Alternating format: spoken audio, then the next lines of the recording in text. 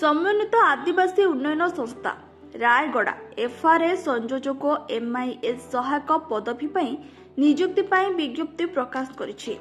आग्रही प्रार्थी माने ऑनलाइन ईमेल आईडी माध्यम रे आवेदन करि परिबे। एही वीडियो रे आमे शिक्षागत योग्यता, बयस सीमा, दरमा, गुरुत्वपूर्ण नोट्स, गुरुत्वपूर्ण तारीख, गुरुत्वपूर्ण डॉक्यूमेंट्स, चयन प्रक्रिया, आवेदन फी एवं किपरि आवेदन करिवे इत्यादि आवश्यक मानदंड विषय समस्त संपूर्ण सूचना प्रदान करिबो। तेबे आसंतु जानिबा डिटेल्स रे वीडियो को शेष पर्यंत देखंतु। ऑर्गेनाइजेशन नेम रहिछि district collector cum sub tehsil office Jharsuguda. Type of job रहिछि कॉन्ट्रैक्चुअल। कैटेगरी रहिछि Odisha government job. Name of the post रहिछि FRA coordinator, MIS assistant and other post. Application mode रहिछि ऑनलाइन ईमेल माध्यम रे। आ ईमेल आईडी होछि idda.rayagada@gmail.com।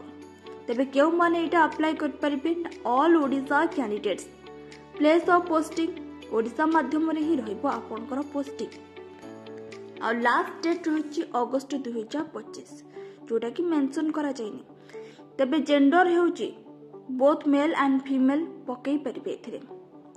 तेबे आसंतु जानिबा शिक्षागत योग्यता कोन रहिथिबा आवश्यक। एफआरए संयोजक एथिरे शिक्षागत योग्यता दरकार। प्रार्थी माने एक स्वीकृति प्राप्त विश्वविद्यालय जे कोनोसी विभाग रे स्नातक समाप्त करिथिबा उचित। एमआईएस सहायक प्रार्थी माने पीजीडीसीए सहित एक स्वीकृति प्राप्त विश्वविद्यालय जे कोनोसी विभाग रे स्नातक समाप्त करिथिबा उचित। तेबे बयस सीमा कोन रहिथिबा आवश्यक ना आवश्यकता विज्ञप्ति अनुसार प्रार्थी बयस सीमा 1/1/2025 अनुसार सर्वनिम्न बयस 18 रु 21 वर्ष बा सर्वाधिक बयस 45 वर्ष होइतिबा आवश्यक। तेबे संरक्षण वर्ग पाई मध्य बयस कोनोसी छाट नाही थिरे। तेबे वेतन कोन रहितबो ना एफआईआर संयोजकर वेतन रहिछि 25,000 रु 30,000। आ एमआईएस सहायक पाई रहिछि 15,000 रु 25,000।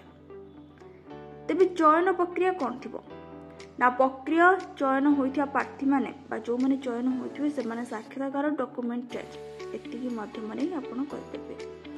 आवेदन फी संपूर्ण रूपे मागणा रहिछि ना साधारण प्रार्थी पाई भी मागणा, ओबीसी ईडब्ल्यूएस प्रार्थी पाई भी मागणा, बीपीएल प्रार्थी पाई भी मागणा, पीएचडी प्रार्थी पाई भी मागणा, एससी एसटी महिला प्रार्थी पाई भी इटा मागणा।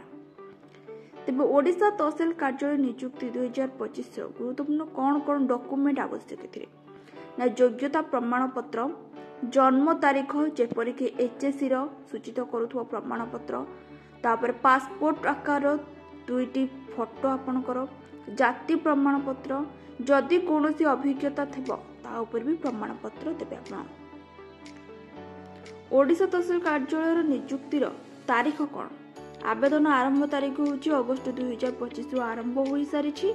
आ आवेदन शेष तारीख रहिछि 12 अगस्त 2025